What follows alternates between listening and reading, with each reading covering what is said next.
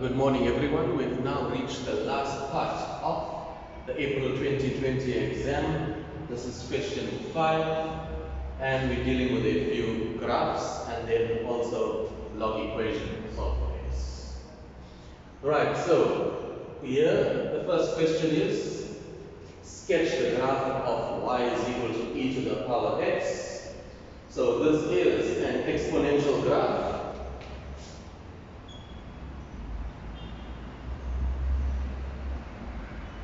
Right, so this is an exponential graph and your standard form is y is equal to k times a to the power bx, or y is equal to k e to the power bx.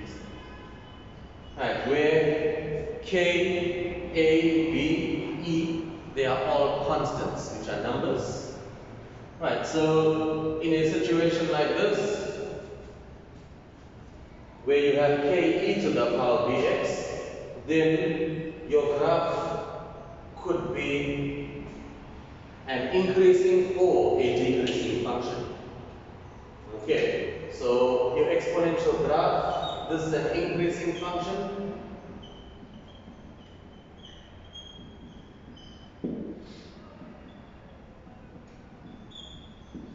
So this happens if you have y is equal to k e to the power bx, where your b is positive, the coefficient of x by your exponent is positive. So it's an increasing function. It increases as the x value increases, the corresponding y value also increases. Okay, it is a function because if you draw a vertical line, or basically for every x value, there's only one corresponding y value. Right. So the opposite is true. If the coefficient of x is less than 0, that means negative, it's going to be a decreasing function.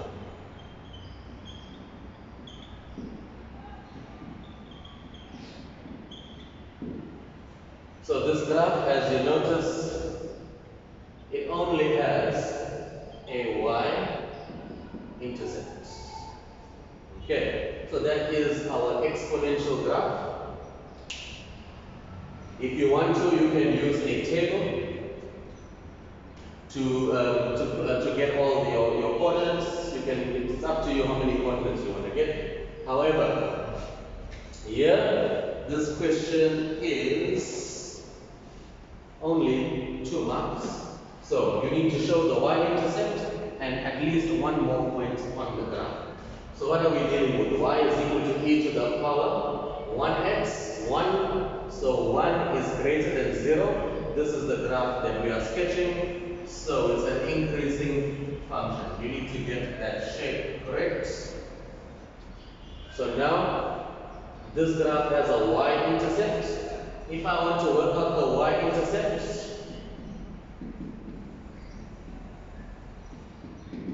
of any graph, I will let x equal to 0. So I got y is equal to e to the power x. So what I'm going to do is replace x with 0. So e to the power 0 is 1. And we have our y-intercept of 1 there. Now, show at least one more point on the graph. So you can go to your table and plot many points. You get many points. But let's choose at least a point on the graph where x is equal to 1. So what's happening when x is equal to 1? If I put x is equal to 1, so I'm going to replace x with 1, so that's going to be e to the power 1. So what is e to the power 1? It is 2,718, or you can just leave it as e to the power 1. So we have a corresponding value of 1 and 2,718, and label your graph y is equal to e to the power x. It's a function, it's continuous. Right, so what is the range of the graph? So what is the range of this graph? The range means all the corresponding corresponding y values, basically all the y values of the graph for which it exists. So now let's start on the bottom, on the negative side. There is no graph here. It does not exist. The graph does not exist from 0 to negative infinity. The graph does not exist. So where does it begin? This graph begins above the x-axis. So there's a chance any value above the x-axis.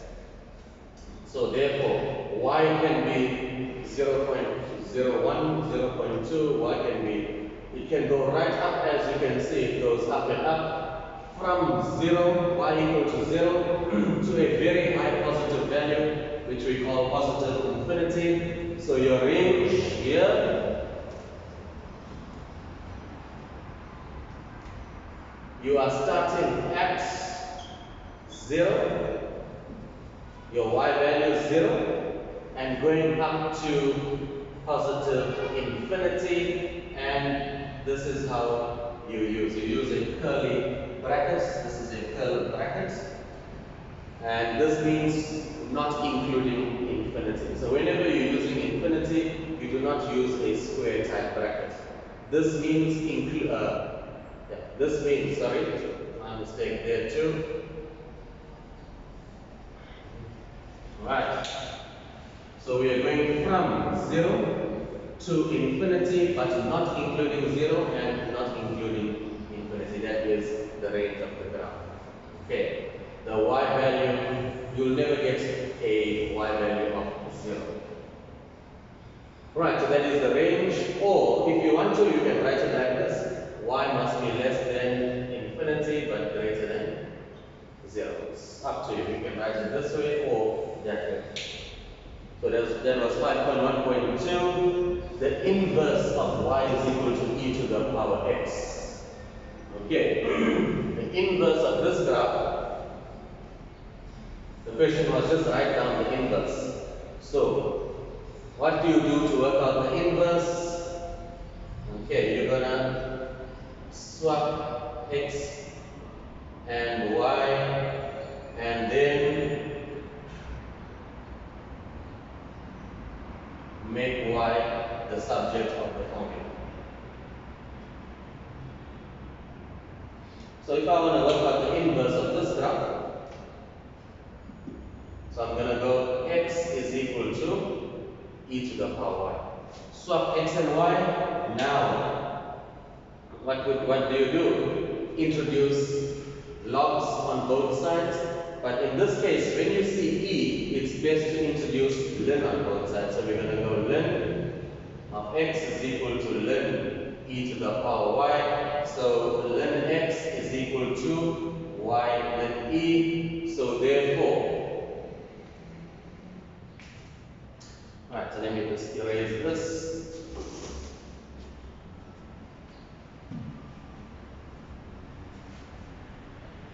So therefore, ln x is equal to y ln of e. You can check on your calculator, ln of e is 1. So therefore, y is equal to ln x. Okay. But now the symbol for inverse. So if f of x was equal to e to the power x, that is our original function, then you write f with your minus 1 there. This is your symbol, it means inverse. It does not mean exponent negative 1 is equal to ln x. Okay, so the inverse of your exponential graph is a log graph. If you want to, you can sketch it, but however, in this question, you are only asked to write down the inverse of your exponential graph. Okay, let's move on to the next question here.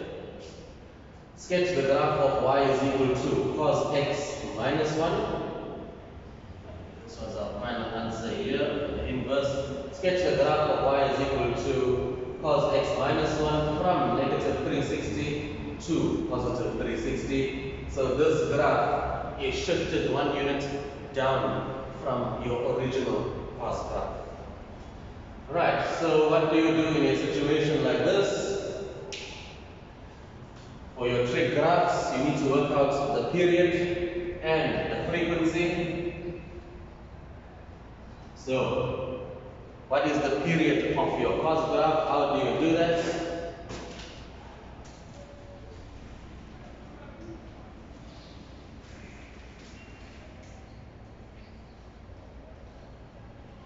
Right, so here the coefficient of x is 1, the coefficient of cos is also 1. Alright, so what we are interested in is this value. So to work out your period, it's going to be 360 degrees divided by the coefficient of x, which is equal to 360 degrees. Okay, then you need to work out your step value. The step value is equal to the period divided by 4, and the period that we just worked out was 360 degrees divided by 4, which is equal to 90 degrees. Okay, so we know the step value is every 90 degrees. So now you can go to your calculator and you are going to press shift mode, probably number 3, or is it just mode, not shift mode, mode number 3 or number 7, depends on which calculator you're using. Get your table, you got x and y is equal to cos x minus 1, and then you plot your graph. You type in your these values.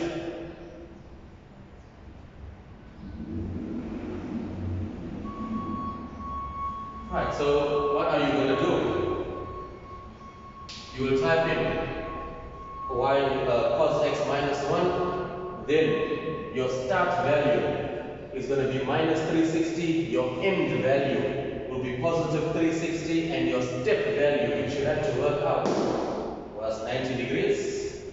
So once you type all that out, your calculator will give you everything, and you should be able to do this very quickly. So where are we starting at? We're starting at minus 360, so that's minus 360, and we're going minus 270,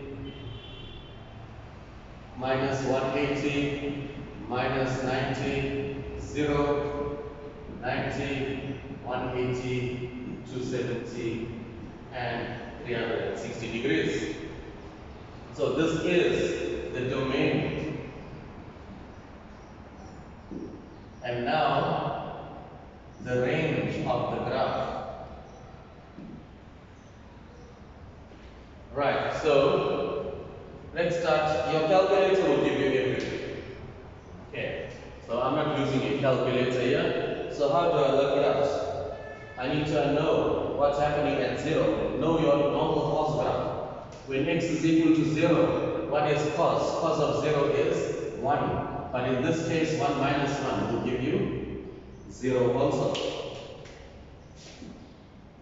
When x is 90 degrees, cos of 90 is 0. 0 minus 1 will give me minus 1. When x is 180 degrees, cos of 180 is negative 1. Negative 1, negative 1 will give me negative 2. When x is 270 degrees, cos of 270 is 0. 0 minus 1 will also give me minus 1.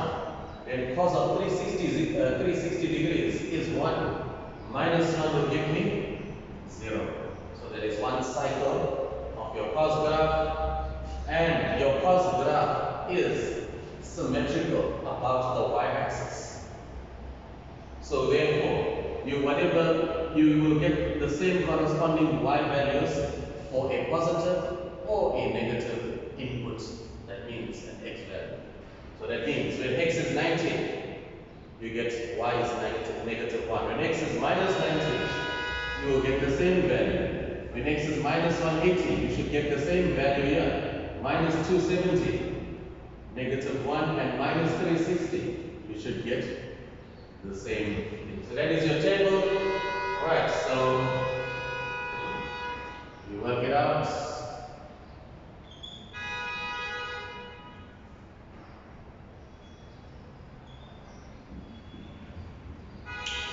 let's plot these values.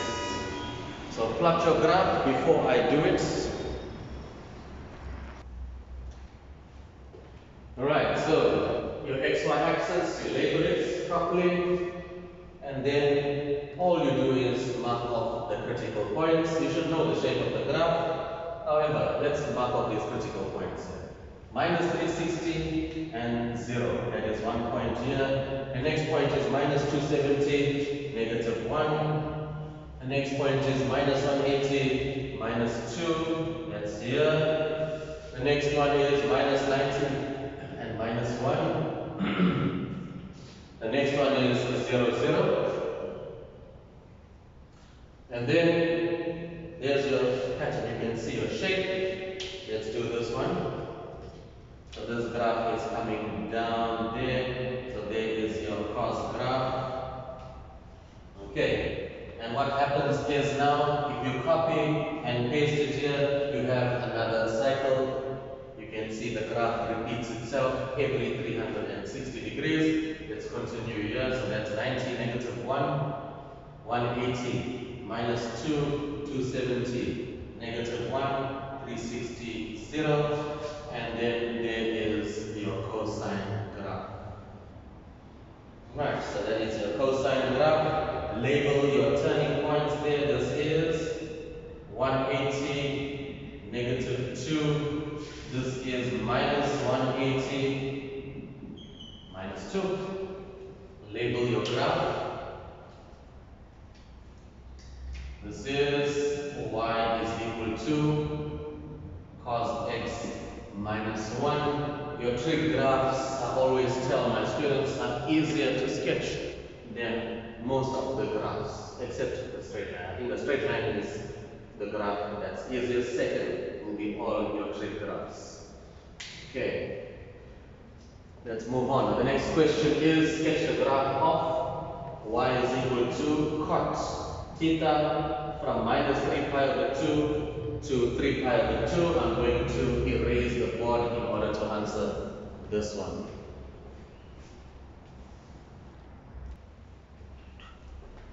Alright, so our graph y is equal to cot, it means cotangent.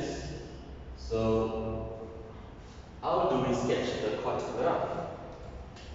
So remember that y is equal to cot of theta.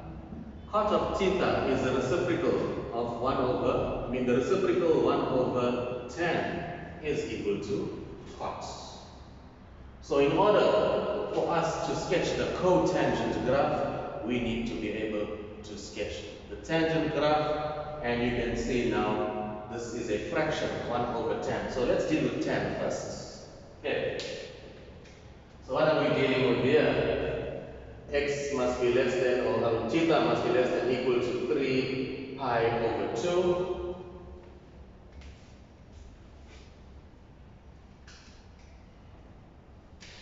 So you know that pi is equal to 180 degrees. So therefore, 3 pi over 2 is the same as 3 times 180 divided by 2. Okay, pi is 180, so 3 pi over 2 means 3 times 180 divided by 2, which is going to equal to 180 divided by 2 is 90 times 3 is 270 degrees. So obviously minus 3 pi over 2 is equal to minus 270 degrees. So we need to sketch from minus 270 degrees to 270 degrees. Okay, so now you need to know your tan graph. So let's take your tan graph. Y is equal to tan theta. Okay, let's take your tan function. If I want to work out the period of your tan graph, it's different from the period of your cos graph. So remember, for your cos graph, the coefficient of x here was 1. It's also 1, the coefficient of theta here. However, the period for tan is not 360, it's going to be 180 divided by your frequency there, which is 1, and 180 divided by 1 is 180 degrees. So that is the difference. Step value, well, that doesn't change. It's always period divided by 4. So 180 divided by 4 is equal to 45 degrees. Okay. So that means our step value is at every 45 degrees. So now, let's have a look at what's going on.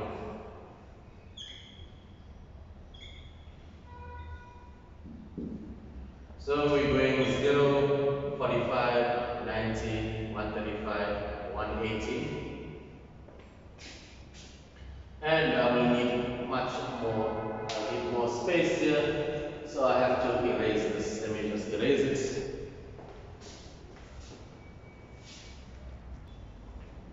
Actually, I will not erase it. Let me just make these distances smaller. So I'm going 45, 0, 45. You can go to your calculator mode. You can type in your equation and it will give you the table. Right, but for your understanding, basically all you are doing is you're starting at 0. I mean, you're not starting at 0, but 0 is the center point here. So you're going 0, this is 45 degrees plus 45 is 90 plus 45 is 135 plus 45 is 180 plus 45 will be 225 and plus 45 will be 270, and that's where we stop. 3 pi over 2, 3 pi over 2 is 270 degrees. Here we are going minus 45, minus 90, minus 135, minus 180, minus 225.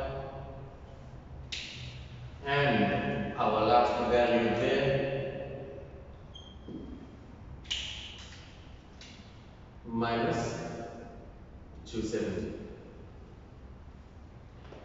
Okay, so now you should also get your corresponding y values.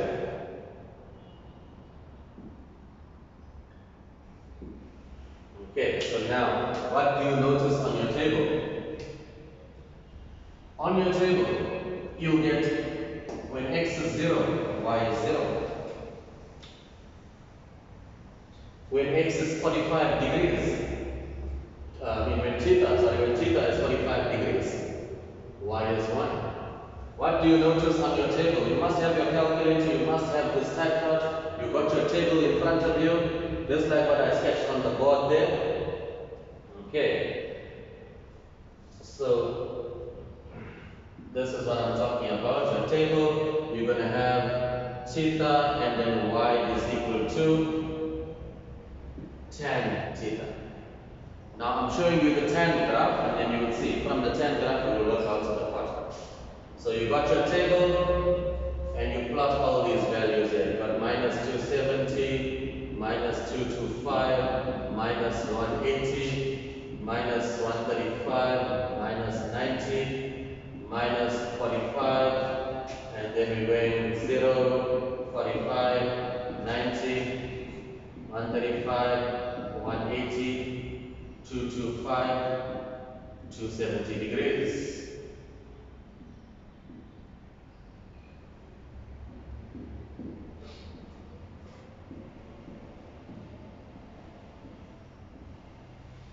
Okay, so where am I starting? I'm starting at 0 here. So I'm showing you that when x is 0, y is 0. When x is 45 degrees, y is 1. When x is 90 degrees, you get an error on your calculator. That means this is undefined at 90 degrees. Okay, so here you will have a vertical asymptote for your tan graph. So what's happening? Then at 135 degrees, you're So let's sketch this tan graph first, and then we will deal with the cot graph.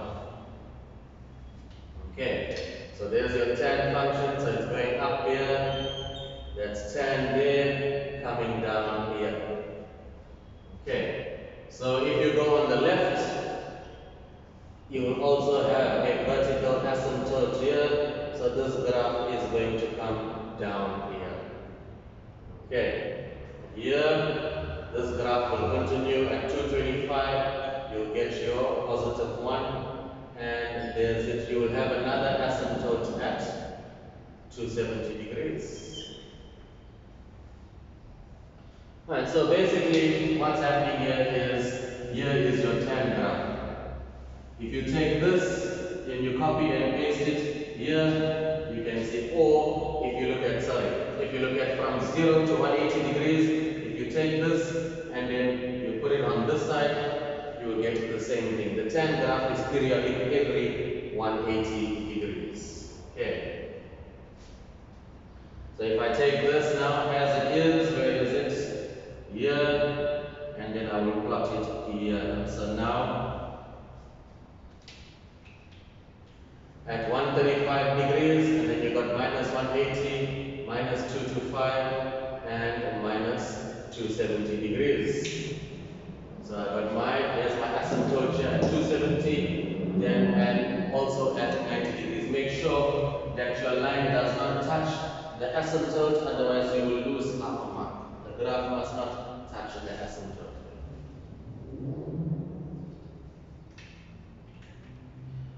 Okay, so now let's see what we have here. We're going to have another function here at 135 degrees. Where is my 135 degrees, which is here?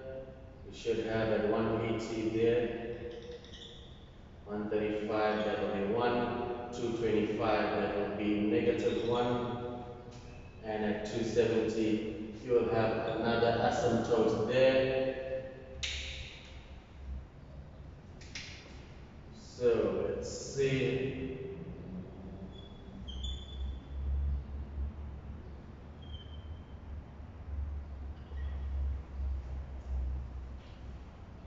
Right.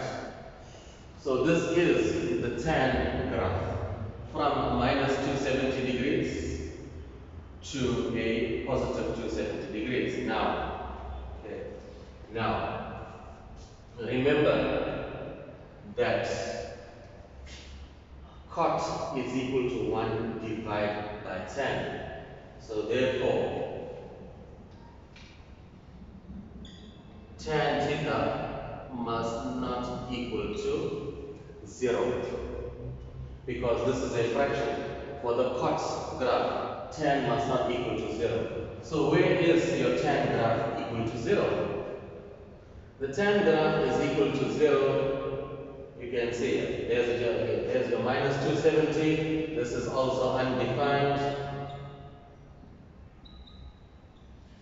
Minus 225, that was minus 1, minus 180, that was 0, minus 135, that was a positive 1, minus 90, undefined, minus 45, negative 1, 135, negative 1, 180, 0, 225, 1, 270, undefined.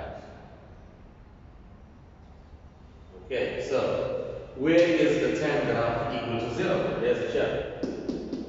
There, and there. 3 places.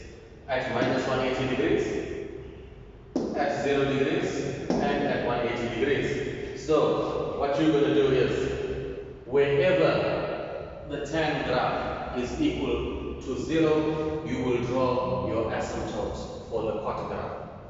So, there's one point here. So you draw an asymptote there. There's another point here. This is also going to be an asymptote. There's another 0 point, so you draw an asymptote here. Okay, because the cotangent graph is undefined where tan is equal to 0. So what do? This is the trick.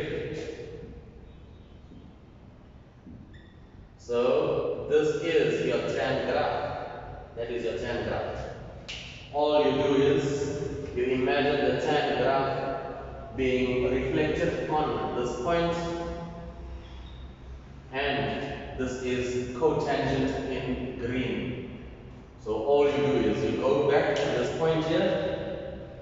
So let's start with this one. There's one point here, and then you reflect it on this point. So there's your cot graph in black. So there's another point. If I reflect it, it's going to come down there. Here's another point there. Reflect it. Here. And where else? From minus 90 to minus 180, you reflect it there. And there's your cot graph. And here, from minus 45 to minus 90, here's 10 reflected. There's your cotangent function. And one more. From minus 180 to minus 270, you reflect it. It's going to go down that way. Okay.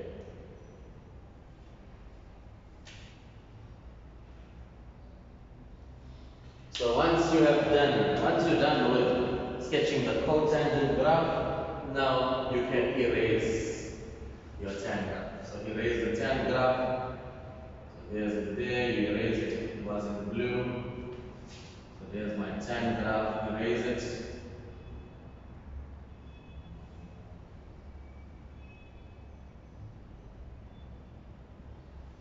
And now there is your cot graph. You can see that. We used 10 to guide us. Okay, so this is the graph. Y is equal to cot of theta. Those asymptotes too, I can also erase. So these were the asymptotes for 90 degrees. No more asymptote there. 270 degrees was no more an asymptote. Minus 90 also is not an asymptote anymore, and this is no more an asymptote. So your asymptotes now are where the tan graph was touching 0. Okay, so that is your cot graph. We move on to the next question.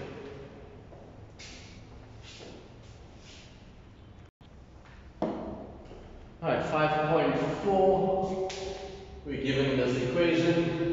Manipulate it to make x the subject of the formula. Right, so let's write it down as it is. So we have ln of x minus 1 plus ln of, so that's plus ln of the square root of, so that's ln square root x minus 1 plus ln square root x plus 1 is equal to a. So that's an a. Make x the subject of the formula. So how do we do that? So we notice that there's more than one x in this problem, in this equation. So how do we get a single x variable instead of many x variables? Because x is what we want at the end. So what we can do is from our log laws. Okay, we know that if ln a plus ln b, or log a plus log b, whether it's natural logs or logs, the fact is if the bases are the same, then you write down ln once only, write down your common base. Remember the base, if it's not shown, it's e, and then your addition will become multiplication. So the same goes here. This is log of a times b. Okay, so now this is the same as ln square root of x minus 1 multiplied by square root x plus 1 is equal to a. Okay, so now what do we do? So remember that if I have the square root of 2 times the square root of 3, how do we work this out? You might be, obviously you're going to be taking out your calculator, right? And And then what does your calculator give you? It's going to give you the square root of 6. Now, basically the rule is, you got your common power here, which is half, or the square root, and you're going to multiply what's on the inside. So 2 times 3 will be 6. Why does this rule work? Because it works because if you have, let me write down, a to the power n times b to the power n. Bases are not the same. Exponents are the same, but we are multiplying. So therefore the rule is a times b all raised to the power n. So what we're going to do here is we got ln square root of x minus 1 times x plus 1, and this whole thing is equal to a. So now this is the same as ln of the square root of x squared minus 1 equals to a. Alright, so now from our log laws, if I have ln, let's say 4 to the base 2, and if I ask you to work this out without a calculator, you're going to write it as ln 2 squared to the base 2 because 4 is 2 squared. Now what do you do to the exponents? From your log laws, you can bring down the exponent so that becomes 2 times ln 2 to the base 2. So that's exactly what I need to do here. So this is the same as ln x squared minus 1 to the power half. I have my exponent half, just like how I had my exponent 2 there, I can bring down. There is no squaring here, you cannot go and square because you have ln of a function there.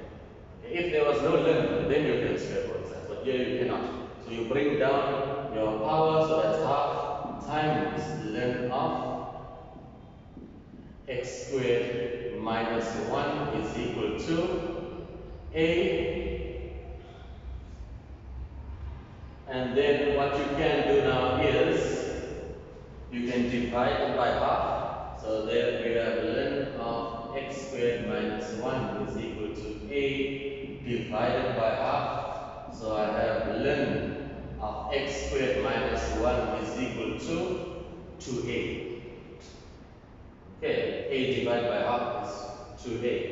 So now, what is the knowledge required from here?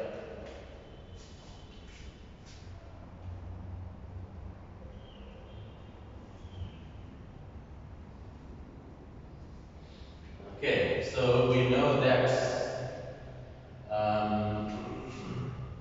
if you have log a to the base b equal to c, this is a log equation. If I want to, I can convert from log form to exponential form. So a is equal to b to the power c. So that's exactly what we're going to do here. So I'm going to go x squared minus 1.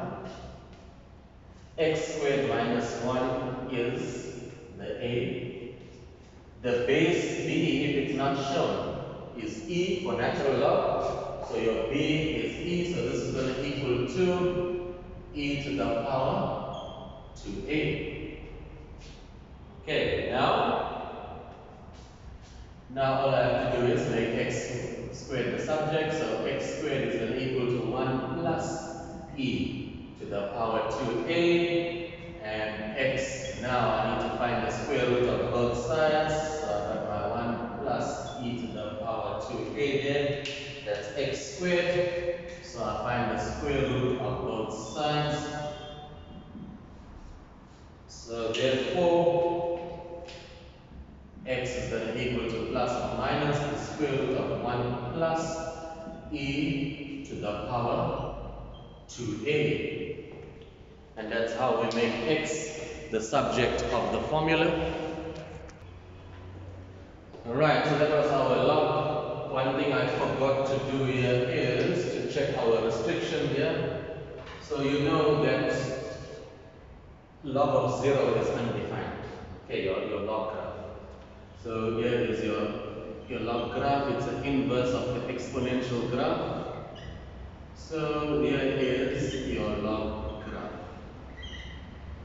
Okay, you can see this graph it approaches 0, but it does not touch 0. Okay, so you cannot have lim of 0. Okay, you can have a number that's greater than 0, but it cannot be 0. So what do we know? We know that your restriction, we know that x minus 1 must be greater than 0, and x plus 1 must also be greater than 0. You cannot have this part here greater equal to 0. It must be greater than 0, because we also have a square root. You cannot have square root of a negative. You can have square root of 0. However, log is undefined at 0. So therefore, x minus 1 must be greater than 0 and x plus 1 must be greater than 0. So what does that mean? It means x must be greater than 1, x must be greater than minus 1. So therefore, from these two, if you look at x must be greater than 1 and x must be greater than x must be greater than negative 1 and x must be greater than 1. So what value satisfies both? It must be a value where x must be greater than 1. So therefore, x cannot be negative. X must only be positive. Okay, and remember, this is your restriction for this example. X must be greater than 1. So now, but don't worry too much about the restriction, it's just for your understanding. Okay, but the main thing is you understand the log laws. Addition changes to multiplication. You have an exponent, you can bring it down. Also converting from log form to exponential form. Alright, so this question, factorize, do not simplify. So this looks like the difference of two cubes. So what do we have? The difference of two cubes, if you have x cubed minus y cubed. This formula was given to you on the N3 formula sheet, it's not on the N4 formula sheet.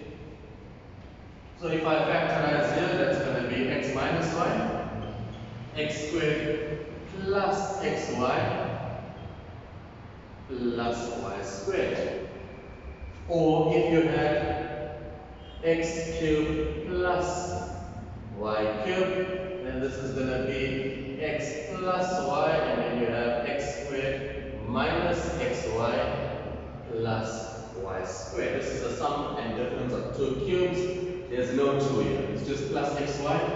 So if this is a minus, the middle term here must be a plus. And if this is a plus, the middle term will be a negative. Simple thing to do, but you have to know the formula. So if I was you memorize this formula just in case it comes out in the exam again.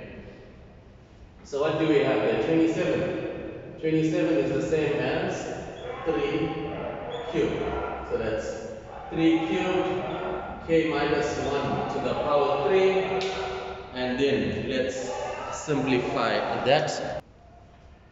Alright, so we got 27, which is 3 cubed times k minus 1 cubed. 8 is the same as 2 cubed times k plus 1 cubed.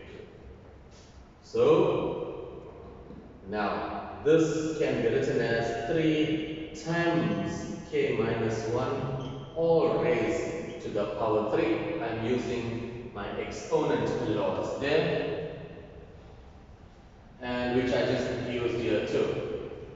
Alright, so now we got minus 2 times k plus 1 all raised to the power 3. So notice my exponents are the same, bases are not the same, but the exponents are the same. You write it down once, the common exponent.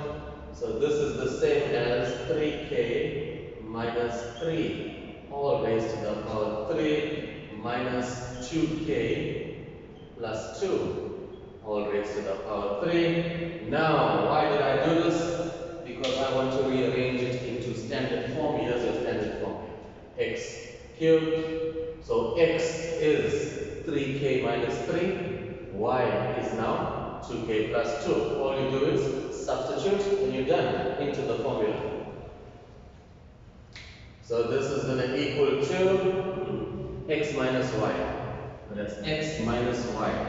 So that's going to be 3k minus 3 minus 2k plus 2. That is your x. There's your x minus y. Notice you have to introduce brackets because of the negative sign there. Then I got x squared, which is going to be 3k minus 3 squared plus xy plus 3k minus 3 times 2k plus 2. And then I got plus y squared. Remember, y is 2k plus 2, so that's going to be 2k plus 2 all squared, and you are done. So you should get full marks right at this stage here. You do not have to simplify, so let's leave it as it is. Okay. So that was factorization, the difference of two cubes. Solve for the unknown variable. The last question here on this paper. 3 to the power 2x minus 1 is equal to ln 5. So what do we have? We need this an equation. X is in the exponent. So can we make the bases equal? Well, ln 5 is not going to equal to 3. So what do you do when the bases are unequal? You introduce logs or ln on both sides. So you're going to go ln of the left, ln of the right. So what do you have on the left? You have 3 to the power 2x minus 1. On the right, you have ln 5. So you introduce ln or logs on both sides. So you can bring down this exponent, which is 2x minus 1 in brackets times ln 3 is equal to ln of ln 5. Okay. Now, if what you can do is you can divide by ln 3, so 2x minus 1 is equal to ln of ln 5 all divided by ln 3. So therefore 2x is going to equal to ln of ln 5 divided by ln 3 plus 1. And now all I have to do is divide by 2. So x is going to equal to ln of ln 5 divided by ln 3 plus 1. And this whole thing here is divided by 2. So x. Now you can take out your calculator and just do this on the calculator and then check your solution. Right, so that is the April 2020 exam. Make sure you practice as many exam papers as possible. The whole idea is to understand the concepts. If things change, values change, but the rules do not change. If you have any questions, anything you're not clear about, you can comment on my channel there. There's a place for comments. Write it down so I will get the notification immediately and I can try and respond to you before the exam tomorrow.